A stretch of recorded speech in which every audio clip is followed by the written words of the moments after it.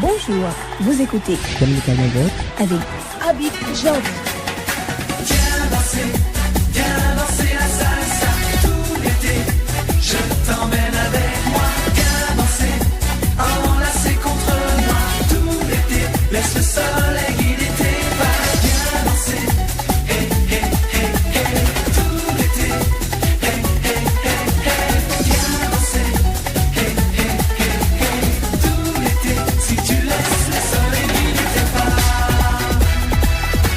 Allez, mesdames, messieurs, c'est reparti pour la seconde tranche de ce programme dominical. Seconde tranche au cours de laquelle le cercle en studio ici s'élargit. Je suis ce matin en compagnie de Jean-Paul Mbiti et de Chabi Ayouba et puis naturellement de notre invité, l'invité du jour. Bonjour à vous, Jean-Paul Mbiti. Bonjour monsieur le curé, bonjour à tous les auditeurs, auditrices. Nous les remercions de toujours garder le cap. Vous allez bien, j'espère? Oui, très bien, très bien. D'accord. Bonjour aussi à vous, Chabi Ayouba.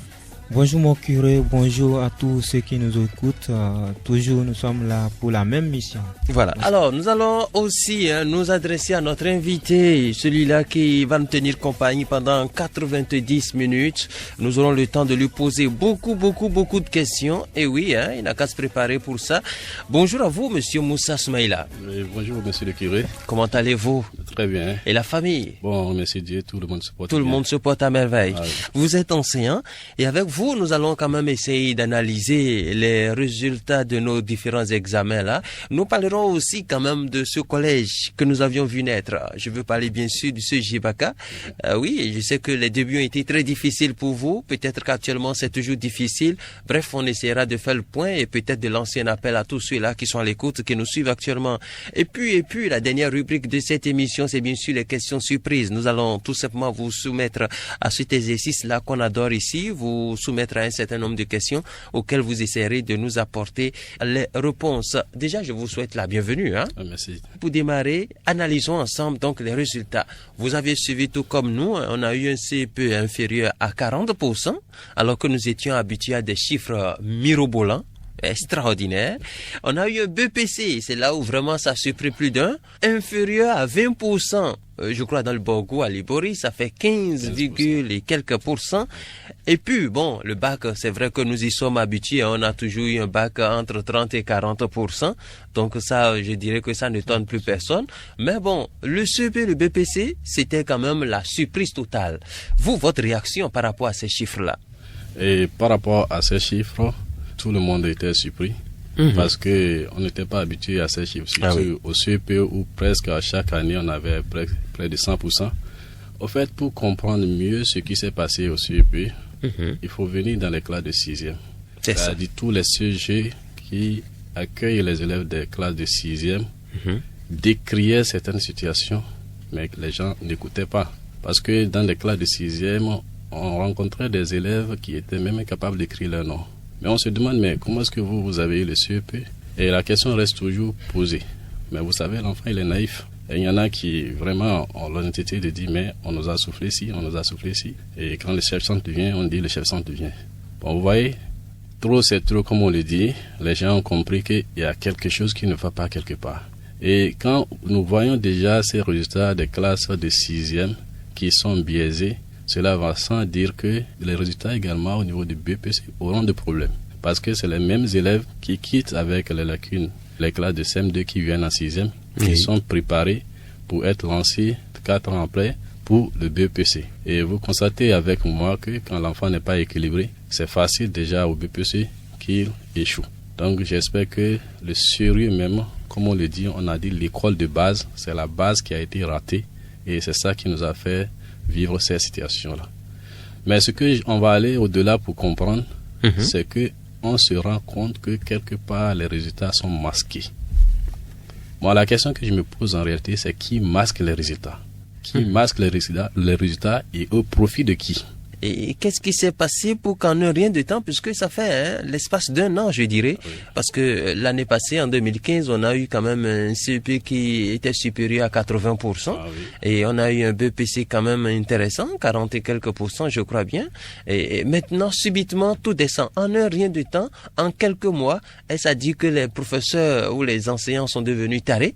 Qu'est-ce qui n'a pas marché, comme on le dit très souvent? Déjà, si on a, ça dit, une moyenne d'admissibilité qu'on se fixe et que après l'évaluation, les gens constataient que majoritairement les élèves n'ont pas pu atteindre ce niveau et qu'ils parleraient de rachat et qu'ils fixent encore une autre marge, c'est à ce niveau-là que les choses ont changé.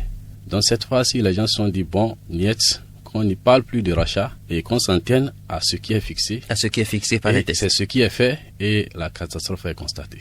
Alors, nous allons essayer de, je ne veux pas dire situer les responsabilités, mais nous allons essayer de comprendre un peu. Parce que quand on pose la question à tous les acteurs du système, y compris même les citoyens lambda, on vous dira, tout le monde est responsable, tout le monde est fautif, mais quand même, on ne peut pas être responsable, au même pied d'égalité. Alors, selon vous, qui sont ceux qui sont vraiment responsables? Et nous allons peut-être pas à pas essayer de situer la part de responsabilité de chacun dans cette affaire, dans ces résultats-là. Et ici, moi, si je dois situer vraiment les véritables responsables de cette affaire, je ne vais pas par quatre chemins, je me dirigerai directement sur celui-là qui a la charge d'éduquer le peuple, c'est l'État. Au fait, on ne doit pas s'amuser avec l'éducation. L'éducation, c'est quelque chose de très capital. Et plus on donne une bonne éducation, plus on a un bon rendement.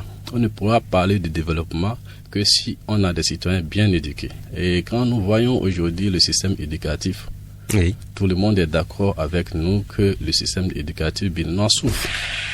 Et vu même avec cet apport de changement de programme qui est survenu, où on voulait aussi faire plaisir aux bailleurs de fonds pour leur montrer que tiens, vous nous avez amené un bon programme qui marche. Donc les gens donnaient ces résultats-là, ne serait-ce que pour faire plaisir aux bailleurs de fonds. Et à ce niveau, toujours, je dis, l'État est toujours responsable parce que quand je considère l'État comme étant le conducteur d'une voiture, ça veut dire c'est lui qui sait où est-ce qu'il faut mettre la vitesse, où est-ce qu'il faut en diminuer, où est-ce qu'il faut freiner, où est-ce qu'il ne faut pas freiner. Et ici, dans le système éducatif, les systèmes sont bien clairs.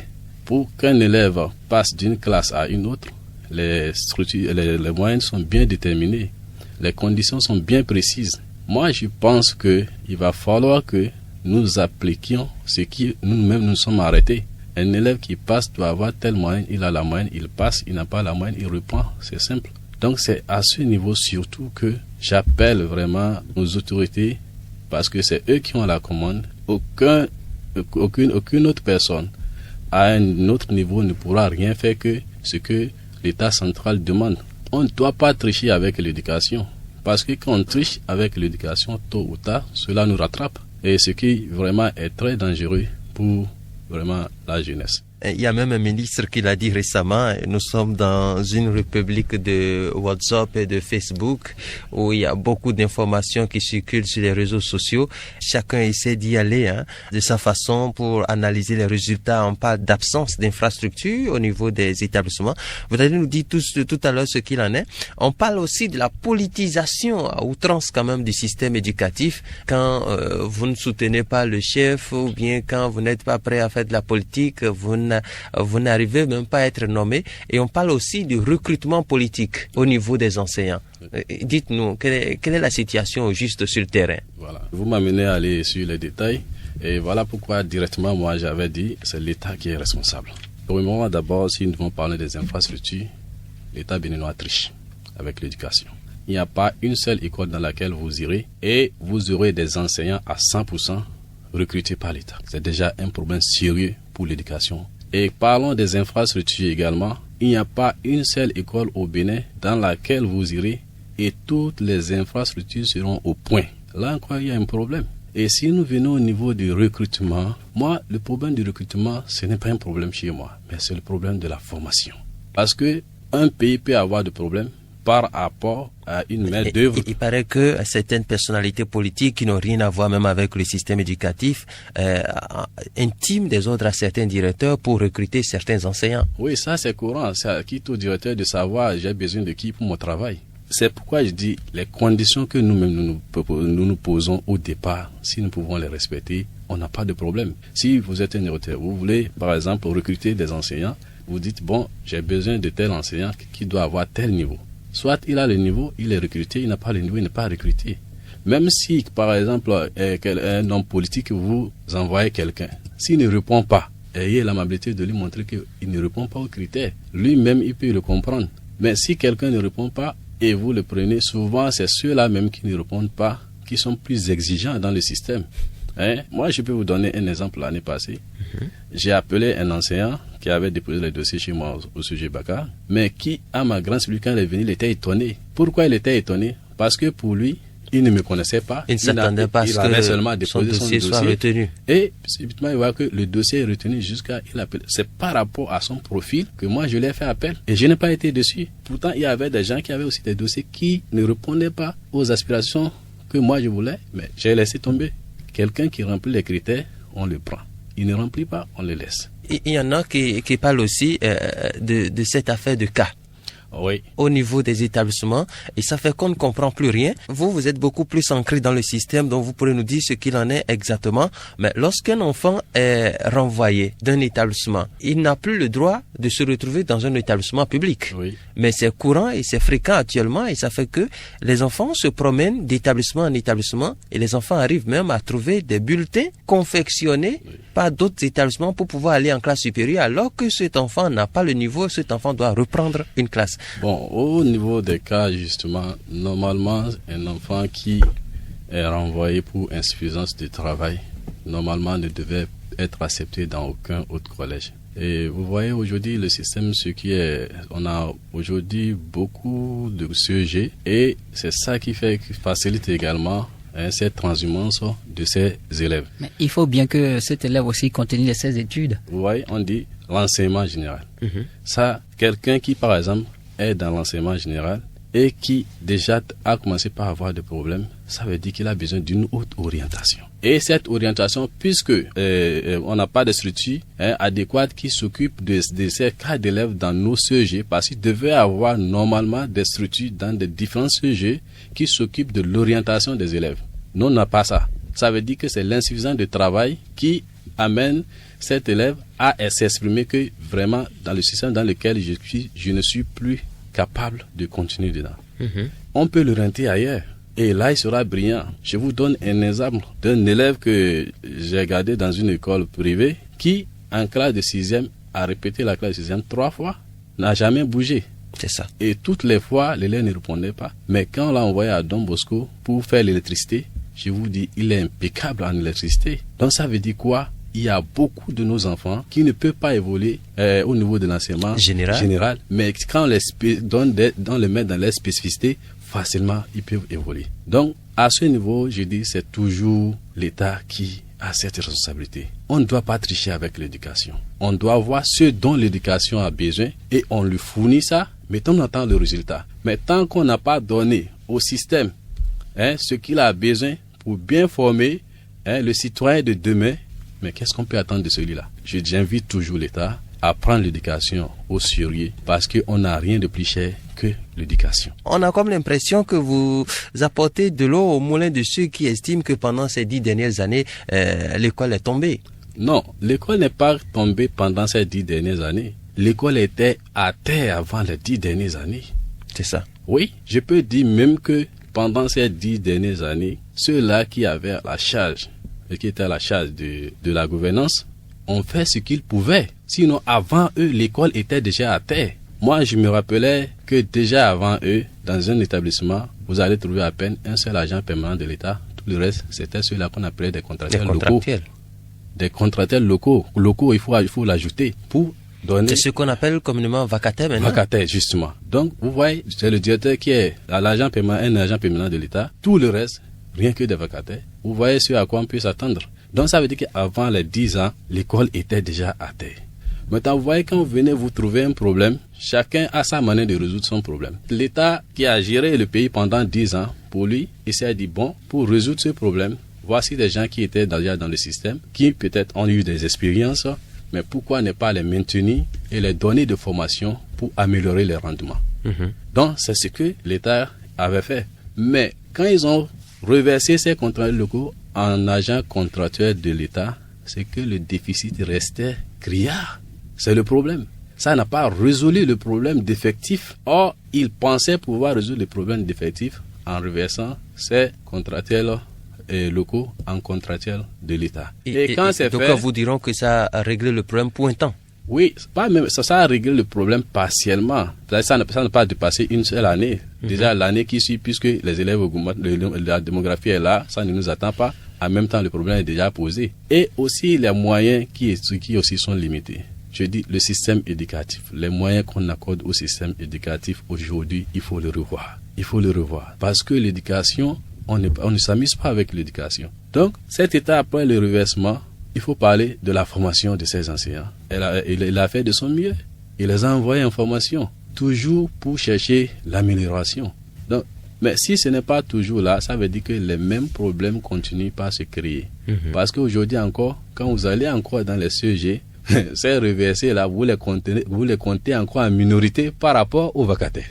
Vous voyez? Ça veut dire que le même problème s'est encore réinstallé et ça veut dire qu'on ne pourra que avoir de solutions quand on arrivera à trouver solution aux problèmes qui créent les autres difficultés. Je suis tout à fait d'accord avec Monsieur Moussa Soumaïla, directeur du CEGEBACA, qui est en train de situer déjà la responsabilité du gouvernement par rapport aux résultats de ces différents examens-là. Bon, moi, je prends un peu le problème en amont, un peu comme il a fait, précisément de ceux-là qui ont quitté de la 6e. Si l'examen, je vais venir déjà au résultat du BPC qui a donné que 15% sur le plan national. Ce n'est pas étonnant. Ce sont ces élèves-là qui ont quitté il y a 4 ans, depuis le CM2, et qui ont traîné des lacunes d'éducation et d'information, ou de formation, je vais dire. Mais pourquoi ceux-là aussi ont traîné des lacunes? Je crois que la responsabilité est à tous les niveaux. Ce n'est pas seulement que du gouvernement, mais aussi du niveau des directeurs, je vais dire. Vous m'excusez. Ah oui, il est là, il va répondre. Oui, Monsieur Moussa Soumaïla, lui, il a sa manière de recruter les professeurs dans son collège. D'abord, il étudie les dossiers. Il fait appel aux postulants et ils échangent. Et après, si cette personne répond et a les qualités suffisantes pour enseigner dans son établissement, il les emploie. C'est très bien. Mais ce que moi j'ai remarqué, c'est que il y a certains directeurs, c'est le frère à ma sœur, le cousin à ma sœur, ou bien c'est mon enfant, oui, c'est mon beau-frère. C'est mon beau-frère. C'est ça. Et ils ne prennent pas, ils ne font plus du tout attention aux dossiers qu'a constitué. Nous sommes du même bord politique. Voilà. Et surtout que même quelquefois, c'est cela que beaucoup de personnes mettent en avant. Ils ne prennent pas le soin de voir le niveau intellectuel, le niveau de pédagogie qu'a ce dernier. Qu'est-ce que celui-là a fait comme formation? Est-il allé à une école de formation professionnelle ou bien il a fait seulement l'université? Il a eu seulement le bac ou bien c'est juste le BPC et je l'emploie, je l'embauche dans mon établissement, il vient. Qu'est-ce que cela pourrait enseigner aux élèves qui traînent déjà des lacunes et qui, d'ici là, iront aux différents examens? 15%, c'est vraiment, je dirais, dangereux. Ce n'est pas du tout bien. Ça, je considère ça comme étant votre coup de gueule. On va laisser le directeur réagir par rapport à votre coup de gueule, oui. Oui. Au fait, c'est voilà comment moi j'ai apprécié les choses. C'est-à-dire quand déjà j'ai pris l'État comme responsable, je pense que un État doit prendre ses responsabilités pour donner une bonne éducation aux citoyens de demain. Et les conditions à remplir pour donner une bonne éducation sont bien tracées et connues de tous. Il faut mettre l'homme qu'il faut à la place qu'il faut. Ça, c'est indispensable dans le système éducatif. Et au niveau de l'encadrement, c'est-à-dire on ne doit pas tricher avec l'encadrement de nos enfants. Tout le monde doit quand même être unanime pour savoir que quand on prend un enseignant apte pour son travail bien déterminé, on aura le résultat. Mais quand on triche, on peut prendre toutes les dispositions, on n'aura pas le bon résultat. Ce qui s'est passé, au fait, ce n'est pas le résultat de nos enfants en réalité. C'est le résultat du système que l'État même a imposé au système éducatif. C'est ça qu'on a. Vous voulez parler de quoi? Le nouveau programme ou bien... Je ne veux pas parler du nouveau programme. Je veux parler du programme de manque d'enseignants. Oui. Parce que normalement, ce n'est pas à un directeur de recruter un enseignant. Vous voyez? Ce n'est pas un directeur d'établissement qui doit recruter un enseignant. c'est l'État qui recrute l'enseignant et il l'affecte au directeur. C'est ça. Ça veut dire que si cette base est ratée, il y a déjà problème. Donc c'est pourquoi moi je dis toujours, si on veut bien avoir un bon résultat au niveau de l'éducation, cessons de tout dire. L'État est responsable. L'État doit quand même faire un effort de savoir que dans le système éducatif, on a besoin des enseignants qualifiés et il les recrute. L'État doit faire un effort de savoir que dans telle école, on a besoin de tel nombre d'enseignants et il envoie le nombre exact d'enseignants. L'État doit savoir qu'on a besoin de telle infrastructure et l'infrastructure est là. L'État doit savoir que dans tel système, on a besoin de tel technicien ou bien de tel pédagogue pour qu'à des moments donnés, puisse orienter les élèves. Et tout ça, on le fait. Vous voyez, pendant que nous sommes en train de décrire notre bac au Bénin, mais en France, ils ont donné le résultat, non? C'est près de 88%, non? Oui. Ça veut dire que là-bas, les conditions sont remplies. Les mêmes élèves qui sont au Bénin, s'ils étaient en France, avec les conditions que les Français ont, ils auront les bacs. Donc, vous voyez, il y a les problèmes que l'État crée et que, à un moment donné, moi, quand on dit c'est les parents, c'est les enseignants, je dis non. Il y a un seul chauffeur dans cette affaire-là. C'est l'État. C'est l'État. Moi, je vous ai écouté religieusement et à travers vos dits, c'est que l'État est responsable. Oui. L'État ne sera pas tout de suite d'accord avec tout ce que vous venez de dire parce que ce n'est pas lui seul. Oui. Et il y a beaucoup d'acteurs dans ce système-là. Oui. Mais ce que je veux comprendre, c'est est-ce qu'on ne peut pas impliquer les élèves dans le règlement de la situation de notre éducation? Oui, je pense que déjà l'enfant qui est suivi à la maison et qui a une bonne dose d'éducation, de franchise et qui a un bon niveau en classe ne peut pas accepter qu'on lui souffre quelque chose pendant que lui a les amis. Vous voyez? Et qui souffre en réalité?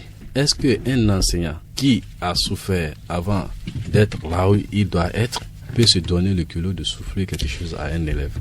C'est quand déjà l'enseignant même, je sens quelque part fautif, qu'il souffre.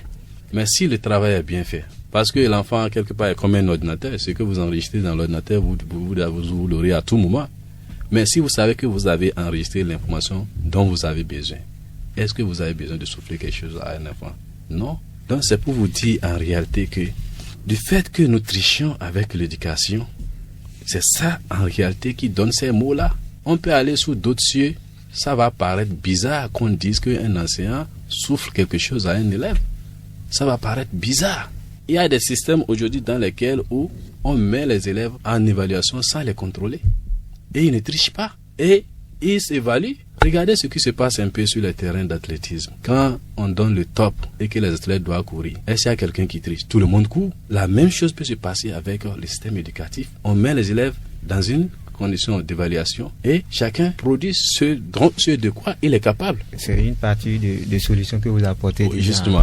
Donc c'est pourquoi il dit il faut impliquer les enfants en leur apprenant à dénoncer tous ceux-là qui vont les souffler. Voilà. Ça peut aller. Ça, c'est l'implication. Oui, c'est l'implication. Oui. Maintenant, ce que j'aimerais augmenter, c'est à propos des enseignants recrutés. Oui. Il y a des élèves qui se révoltent contre l'application, c'est-à-dire ce que l'enseignant est en train d'enseigner dans la salle. Oui.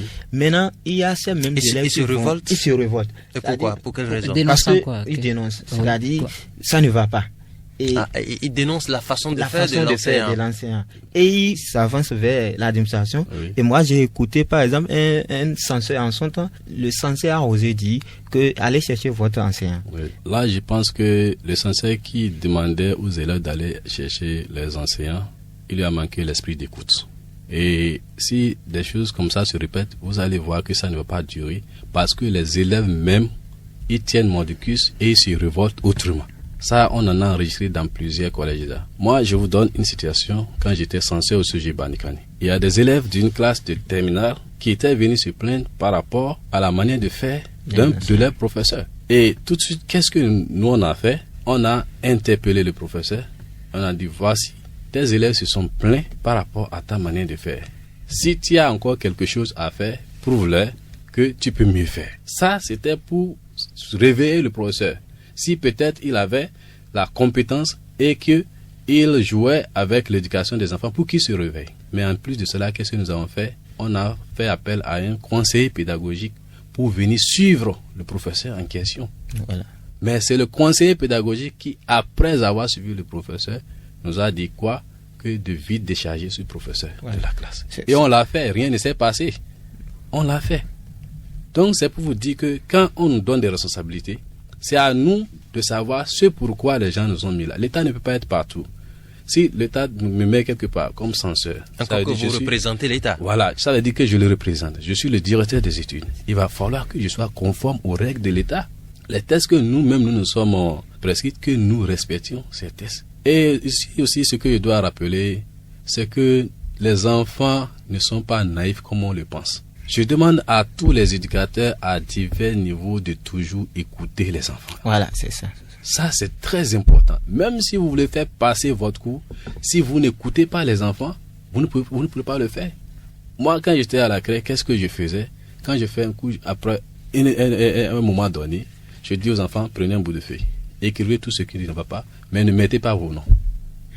Et franchement, les enfants vous écrivent des trucs, ce à quoi même vous ne vous en tenez pas compte.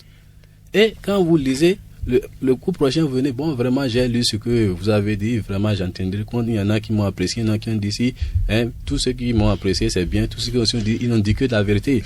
Partout, moi, je suis passé, j'ai été ami des élèves. Ce n'est pas parce que j'étais rigoureux, mais c'est parce que j'allais à l'école, je les écoutais et je prenais en compte tous les besoins. Donc, je demande à tous les enseignants de faire pareil. Il y en a qui pensent que non, quand on collabore avec l'élève, qu'il y a non, il y a une manière de collaborer. Il faut lui donner les limites. Mais l'enseignant a besoin d'écouter l'élève pour pouvoir lui donner ce dont il a besoin. Monsieur Moussa Soumaïla, oui. Et moi j'ai une préoccupation. Au vu de tout ce que vous venez de dire, c'est vrai, la part de responsabilité de l'État est énorme et assez grande.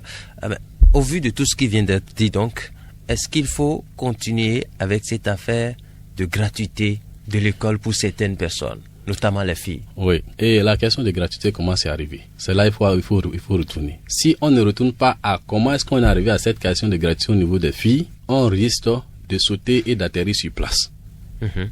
C'est que qu'est-ce qu'on a remarqué dans certaines zones reculées, c'est que les gens carrément n'envoyaient pas les filles à l'école. Et qu'est-ce qu'ils posent comme problème? C'est les moyens. Mais si je reste à Parakou pour apprécier la situation, je dirais quoi? Qu'on fasse payer les frais d'éducation à toutes les filles. Ça, je sais pas, je suis à Parakou. Mais il faut que je quitte Parakou pour aller peut-être à Tchumi ou bien aller à Kompa pour comprendre que le mental des parents de là-bas et de Parakou ne sont pas les mêmes. Il y en a qui aujourd'hui, jusqu'à l'heure où je vous parle, pensent que la femme ne doit pas aller à l'école. Ça, c'est ancré dans leur tête. Donc, voilà là où les gens sont partis pour dire, bon, si ils nous ont posé les problèmes de moyens... Même si l'école était gratuite pour la fille de celui-là, ça ne donnera aucun résultat. Donc, si les gens sont partis de là pour dire, bon, c'est peut-être parce qu'ils sont en train de poser les problèmes de moyens, supprimons les moyens pour qu'au moins ils puissent nous envoyer les enfants.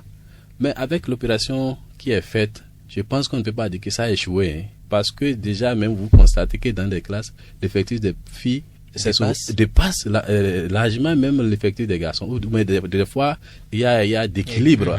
Or, avant, dans une classe, vous pouvez trouver 5 filles contre peut-être 45 garçons. Mais avec cette opération aujourd'hui... Mais ce que le système a prévu, c'est que normalement, la contribution de ces filles-là devait être payée par l'État. Justement, c'est là où, je dis toujours, c'est là où il y a des problèmes. Quand on a dit que la contribution devait être payée par l'État, à quel moment on perçoit la contribution? C'est au début de l'année que l'État paye la contribution. Au début de l'année, le problème est réglé. Donc, faut pas qu'on attende, c'est-à-dire après le deuxième semestre, et on sera là encore à dire, il n'y a pas de subvention, il n'y a pas si. Non.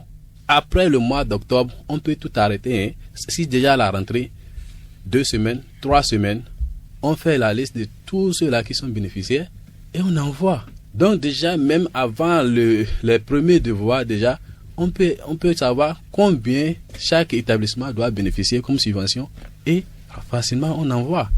L'État peut faire cela.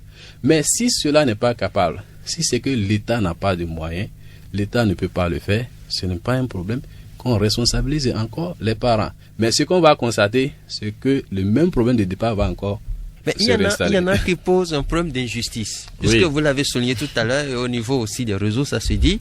Actuellement, dans les classes de 6e, il y a plus de filles que de garçons. Dans les classes de 5e et 4e. Et ça évolue comme ça. Alors, dites-nous, lorsque les garçons vont devenir moindres, ou il n'y aura pratiquement plus de garçons, on va faire quoi? On va rendre l'école gratuite pour les garçons aussi? Non, là n'est pas le problème. Ce qui est constaté d'abord, c'est qu'on n'a pas les filles à l'école. C'est nous qui avons dit... Actuellement, on n'a plus les garçons à l'école. Oui, vous me suivez d'abord. Oui. J'ai dit, on a dit, envoyons les filles à l'école. C'était le slogan. Envoyons nos filles à l'école. C'était le slogan. Mais les manières pour le faire, pour faciliter les conditions, c'est ce qui était fait. Maintenant, moi, je pense que si on constate que le résultat a apporté et que les gens commencent par prendre conscience, parce que les générations qu'on a envoyées, si ces générations arrivaient, ça suffit en même temps pour faire la vulgarisation à la base, pour que les gens sachent que, nous étions en erreur en refusant d'envoyer nos filles à l'école. Maintenant, comme ils l'ont su, on peut les amener à payer. Parce qu'ils ont su que maintenant, là, en envoyant ces filles à l'école, elles peuvent évoluer, elles peuvent nous apporter de l'aide. Donc là, on peut les faire payer. C'est un peu comme les gens nous font avec dans des publicités. Et par exemple, je prends les réseaux MTN, et autres là. Vous voyez, on vous dit bon, signez un forfait. Quand vous signez un forfait, vous communiquez longuement. Mais quand on enlève le forfait, puisque vous avez appris à communiquer longuement, vous le faites inconsciemment et vous payez. Oui, ça c'est vrai. Donc c'est le même système que je pense que ceux-là qui sont en train d'utiliser ce système-là, ils peuvent le faire comme ça. Voilà. Et j'ai écouté un monsieur dire que très souvent ce sont les enseignants qui se plaignent que les enfants n'ont pas le niveau, les enfants ne savent pas écrire, les enfants ne savent pas calculer. Pourtant, qu'est-ce qu'on constate? Chaque année, les enfants passent en classe supérieure. Oui. Et ce sont les enseignants qui se plaignent toujours. C'est-à-dire, il y a un problème quelque part au niveau des enseignants eux-mêmes. Oui, il y a vraiment un sérieux problème à ce niveau. Bon, au fait, quand on dit enseigner, ce n'est pas condamner. Enseigner d'abord, c'est-à-dire, c'est prendre connaissance.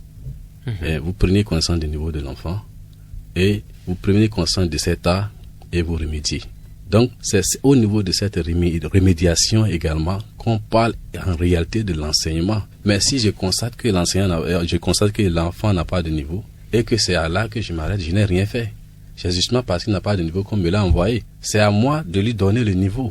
Et maintenant, pour lui donner le niveau, c'est que l'enfant a besoin d'une base.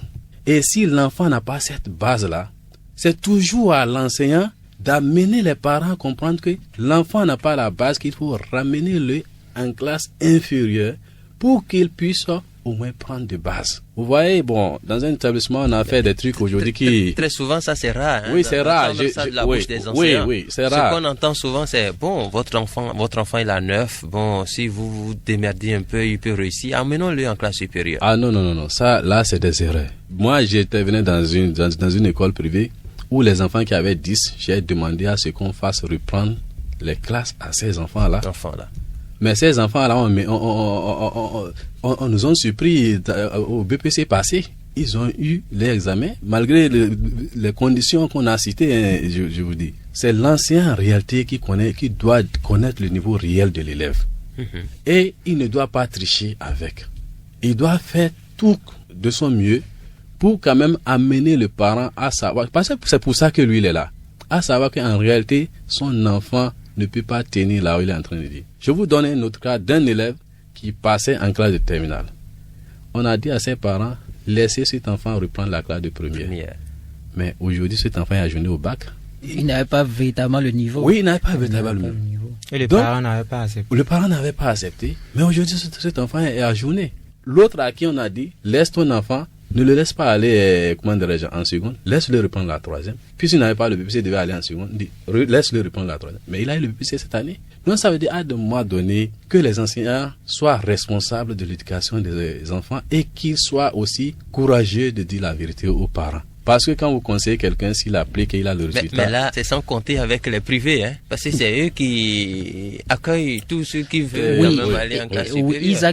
Moi, je trouve qu'eux autres, ils accueillent tout le monde. Hein, et pour leur prestige, faire bonne figure devant les parents, ils essaient de pousser toujours les enfants devant. Et à ce niveau-là, je dis, les privés n'ont même rien compris de l'éducation.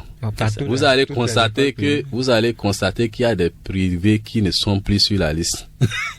Oui. Ça veut dire qu'ils n'existent plus. Parce ils pensaient que, moi je connais une école privée qui, à sa première ouverture, a eu pas mal d'élèves. Mais c'est la seule année où cette école L'effectif privée était là, vraiment l'effectif était bien. au top niveau. Mais quand l'année qui suit, quand les élèves sont allés à l'examen, l'école s'est vidée. Passé sur près de 200 candidats, à peine 5 personnes ont eu. on peut ça dit, décrocher les examens. Donc ça veut dire quoi? Ça veut dire que les privés en réalité aussi n'ont pas compris. Si un privé sérieux qui a compris, qui veut vivre longtemps, très tôt déjà évite ces jeux-là. Moi je connais des privés dans lesquels où les enfants évoluent. C'est comme si c'est le public.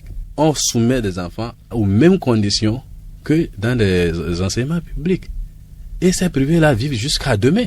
Donc ça veut dire que les fondés doivent faire attention. Le système éducatif est bien conçu pour que quiconque triche avec échoue. Et j'aimerais demander, il y a des rumeurs qui font... N'oubliez pas, on doit parler aussi du collège Baka. D'accord. Qui font des tâches de ce que l'élève qui n'a pas eu son BPC ne pourra plus faire la classe de seconde. Je ne sais pas si l'information est à votre niveau déjà. Bon, et pour le moment, l'information elle n'est pas à notre niveau. Et si on pouvait procéder comme ça, vraiment, ça serait mieux pour le système éducatif. Vous dites mieux. Oui. Pourquoi je dis mieux? Oui. Parce que c'est deux choses qu'on ne peut pas juger. Il y a des élèves en réalité qui échouent à l'examen tout simplement du fait que les périodes de composition, ils ont peut-être eu des chocs. Peut-être que son père est décédé, oui. ou bien sa mère est décédée, ou bien en tout cas il y a un incident qui est survenu, mais qui l'a démoralisé, oui. et ça fait qu'il a échoué. Ce n'est pas qu'il n'a pas de niveau, mais il n'a pas pu surmonter cette difficulté. Et il a échoué. Il a le niveau, mais il a échoué compte tenu des difficultés qu'il n'a pas pu surmonter. Si on lui dit de reprendre la seconde, la troisième, il va la reprendre, mais ce serait une perte de temps pour lui. Parce qu'il y a des élèves qui ont passé les BPC de la seconde et qui ont eu brillamment de bonnes moyennes. Donc, voilà, à ce niveau, il faut que les techniciens de la chose réfléchissent avant de décider de quelque chose à ce niveau.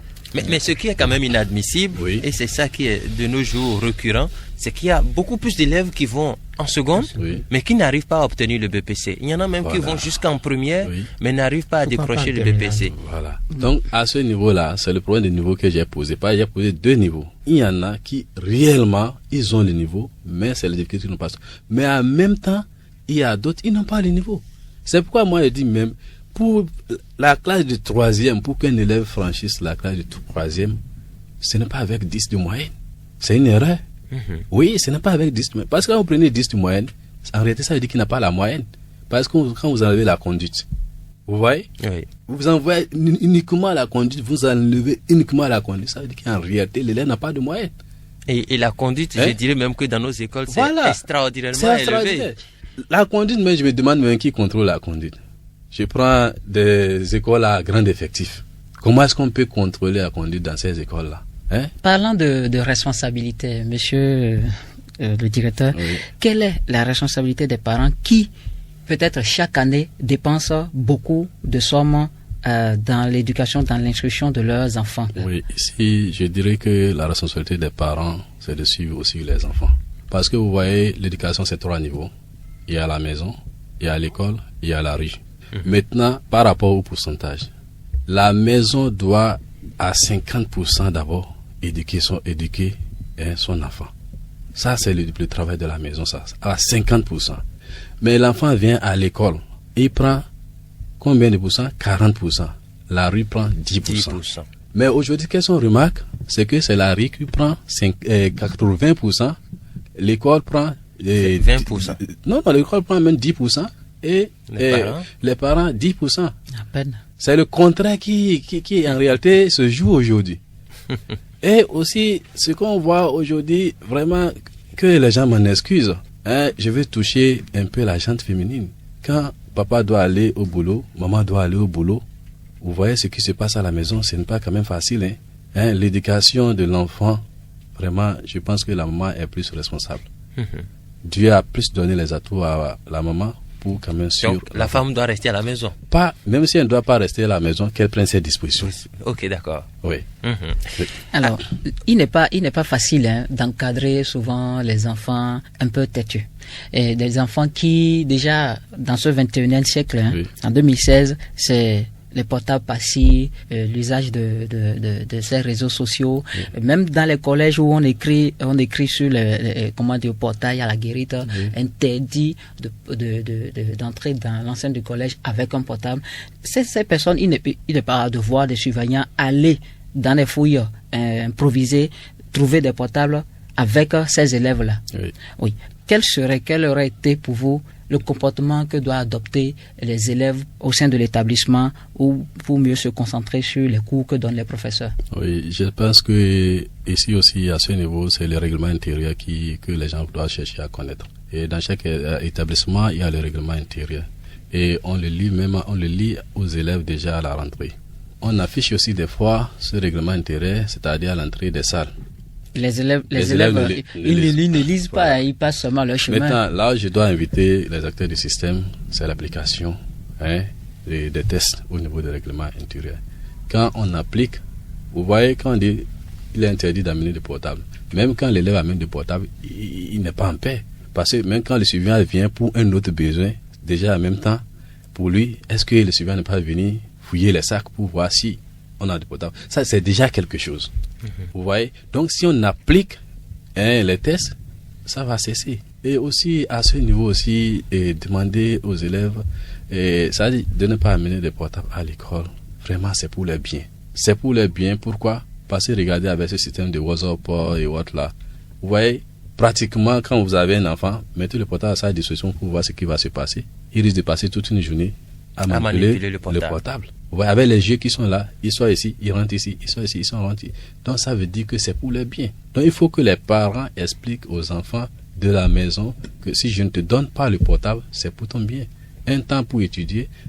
Dès que tu seras dans la vie active, tu vas utiliser tant de portables que tu voudras. Pour certains parents, c'est encourager l'enfant ils n'ont pas compris. À mieux travailler, lui faire un cadeau de ce genre de portable, lui permettra aussi d'être en contact avec. Non, c'est une question de compréhension. Vous voyez, il y en a qui vont vous dire que eux ils ont éduqué les enfants et que les enfants ne peuvent pas utiliser le portable à tort. Il y en a qui vont vous le dire. Mais c'est que c'est mal connaître l'enfant. L'enfant en réalité, il varie selon le milieu qu'il fréquente. Oui. S'il est avec le père, il a un comportement. Il est avec la mère, c'est un comportement. Avec son enseignant, c'est un autre comportement. C'est ça que les parents doivent comprendre. Donc personne ne peut dire que je maîtrise mon enfant. Donc ça là, l'enfant varie selon le milieu dans lequel il se retrouve. Alors oui. Monsieur le directeur, c'est vrai, on a essayé quand même d'aborder un tout petit peu les choses. Ce qu'on va retenir, je ne sais pas si les autres ont d'autres préoccupations, mais je vais essayer quand même de faire un petit résumé de la situation. C'est que ces résultats que nous avions enregistrés cette année sont des résultats vraiment catastrophiques, mais l'erreur incombe beaucoup plus, ou la faute incombe beaucoup plus à l'État, qui n'a pas su quand même jouer son rôle de chauffeur. C'est tout. En tout cas, de premier responsable quand même de l'éducation. Puisque l'éducation revient d'abord à l'État, avant qu'on ne parle des parents, des enseignants qui, vous le reconnaissez, ont aussi quand même leur part de responsabilité. On est tout à fait d'accord. Alors, parlez-nous à présent du Collège Baka. Et vraiment, ce sujet, c'est un sujet qui vraiment toute ma vie doit me marquer. Parce que les conditions de création de ce sujet laissent à désirer. Et j'étais nommé directeur du sujet Baka. Mais j'étais allé à Baka pour prendre service, mais la population de Baka ne savait pas qu'elle a de sujet. Quand j'ai demandé... Cela n'a pas été médiatisé? Je ne sais pas. Et quand j'ai demandé... Ça veut dire qu'ils n'ont pas demandé à avoir du collège. Je n'ai pas compris. Je n'ai pas compris. Quand je suis arrivé, j'ai dit, c'est où chez le délégué? On m'a montré chez le délégué. Et d'abord, j'ai demandé, c'est où le sujet Baka? Il m'a dit, CG Baka, vous venez d'où vous? J'ai dit, ça c'est un problème. Et il dit, bon, c'est où chez le délégué? Il m'a connu chez le délégué. Arrivé chez le délégué a reçu l'arrêté de création 30 minutes avant mon arrivée. Dis donc. Il me dit, voici, je viens de recevoir ça ne fait pas 30 minutes. J'ai dit, d'accord. Donc c'est pour ça que je suis venu. Moi-même, j'ai un exemplaire. J'ai dit, vous voyez, non, c'est la même chose. Non? Il m'a dit, oui. Donc je suis le directeur de ce sujet. On fait quoi? Il m'a dit, quand c'est venu, j'ai invité la population. Donc, ensemble, on va réfléchir, voir ce qu'il faut faire. J'ai commencé par poser des questions. J'ai dit, est-ce qu'il y a une maison de peuple ici? On dit non. Est-ce qu'il y a certaines infrastructures ici qui ne sont pas utilisées? On dit non. On dit non. Maintenant, ce que le directeur m'a dit, il y a une école privée qui a ses classes là-bas, qu'on va essayer de voir, peut-être, si vers ce côté-là, on peut trouver de local. Et franchement, l'école privée, c'était une école franco-arabe. Et ce monsieur Cheikh Abdallah, voilà, il faut le remercier. Il nous a reçus, c'est-à-dire, comme on le dit, à cœur ouvert. Et quand on a posé le problème, il dit, bon, je peux mettre 2 classes à votre disposition. On ne voulait pas plus que ça. Ça permettait d'ouvrir les 2 sixièmes. Voilà. Donc, j'ai eu maintenant où installer mes élèves. Maintenant, il reste les infrastructures, les mobiliers. Comment j'ai fait pour avoir les mobiliers? Puisqu'il était censé au CG Banikani, j'ai demandé là-bas les mobiliers qui étaient usagés là. Ils m'ont donné 10. Je suis venu à Ibemaga. J'ai encore eu les mobiliers usagés, 10. Je suis allé au CG Gema. Donc là, j'ai eu également 10. Donc, arrivé, je suis revenu avec ces mobiliers-là. J'ai pu meubler une classe entièrement, mais une classe, ça a dit partiellement. Donc là, j'ai touché le premier adjoint au maire, parce que le maire était en voyage en ce moment. Le premier adjoint, M. Nansou, j'ai dit vraiment, il a une situation critique. Voici ce que j'ai pu faire. Maintenant, aidez-moi. Et c'est un samedi qu'il m'a appelé. Il dit, bon, monsieur Soumela, je peux vous trouver 30 tables et bancs. J'ai dit, vraiment, vous avez fait quelque chose. C'est déjà bon. C'est déjà bon. On fait comment? Il dit, venez à la sortie. Il y a quelque part où la mairie a commandé les tables et bancs. On va te fournir 30. Et à 17h, je suis allé là-bas. Et c'est moi-même qui ai déplacé j'ai sorti les 30 tables et bancs. Et c'est après ça que j'ai appelé les délégués. J'ai dit, bon, on a 30 tables et bancs. Et il faut qu'on ramasse ça aujourd'hui. Parce qu'on ne sait pas s'il y a aussi notre école qui sera en besoin. Et on va dire qu'on va les donner. Donc, on ramasse ça aujourd'hui. Et je vous jure, j'étais là jusqu'à 23h. C'est à 23h qu'on a pu charger le camion pour ramener les tables. Et j'ai meublé les classes. Sur vos propres fonds ou bien? Non. Ça, c'était un peu au niveau des parents d'élèves, ils avaient une caisse, ça le groupement villageois. Donc, c'est là ils m'ont assisté pour les transports. C'est ça. Donc, alors, eux-mêmes, tout ce que vous êtes en train de faire là revient à l'État. À l'État. Normalement. Moi, il devait aller constater les Voilà infrastructures. pourquoi le directeur accusait l'État. Vraiment, Ouais.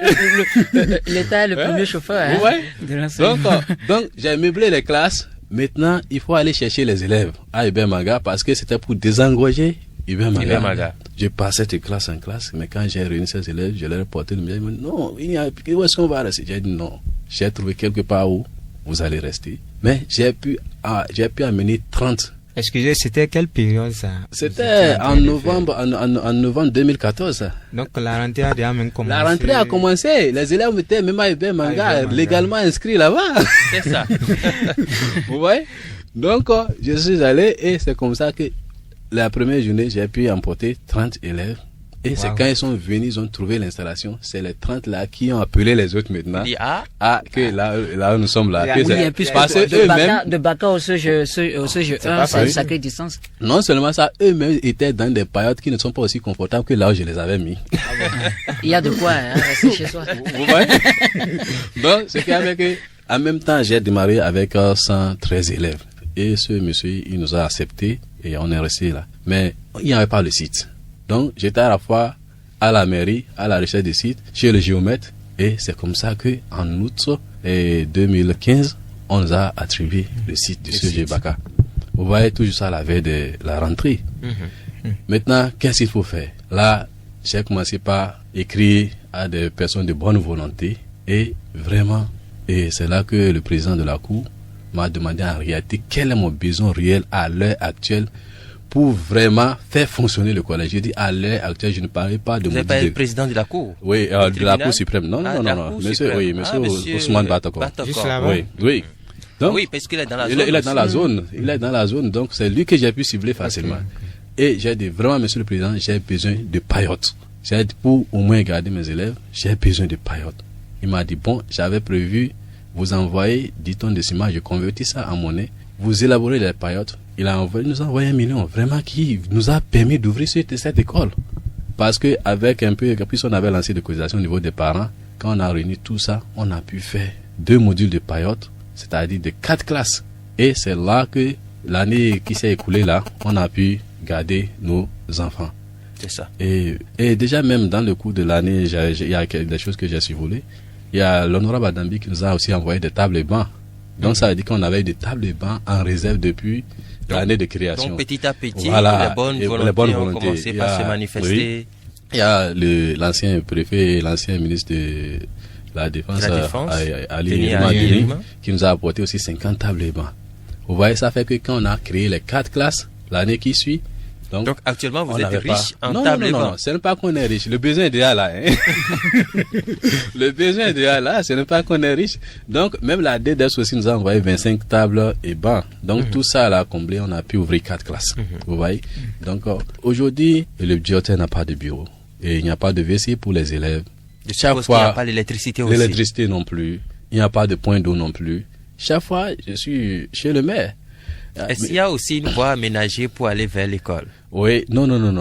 La voie qui était aménagée, bon, c'est pas une voie, c'est quelque part où j'ai demandé au Sinois de me tracer une voie. Donc, c'est ce que, mais les élèves n'arrivent pas à fréquenter cette voie parce que majoritairement ils viennent et ça dit chacun vient un peu de différents lieux. Donc, ça fait qu'ils n'empruntent pas cette voie comme ça. C'est ça. Oui, c'est un sujet d'avenir. Oui. Les gens ne se sont pas trompés pour créer le CEG parce que je démarre avec 113 élèves. L'année qui suit, l'année passée, j'ai eu 243 élèves. Ça veut dire que cette année, je m'attends. Et cette année, c'est la 4e, hein? Oui, il y a la 4e. L'année prochaine, on va dire l'année prochaine. L'année prochaine, il y a le BPC qui est là. Et regardez les conditions dans lesquelles j'évolue avec ces enfants-là, que je vais soumettre aux mêmes conditions que d'autres enfants qui sont mieux lotis. Oui, que les enfants de Cotonou. Voilà les problèmes que le système... Voici, c'est pourquoi vraiment quand je parle de ce système-là et j'attaque certains milieux et que les gens m'en excusent, je dois le faire parce qu'il faut dire la vérité. Hein? Donc, on veut réparer quelque chose, il faut qu'on en tienne compte. Le sujet Baka, on ne s'est pas tombé pour le créer. Vraiment, c'est un sujet qui est créé à temps. Et c'est un sujet qui a besoin de beaucoup de soutien pour que vraiment ces enfants-là, pour la plupart les enfants des paysans, puissent vraiment bénéficier de l'article 40 de la Constitution qui quand même leur confère l'éducation. Donc c'est très très indispensable pour eux.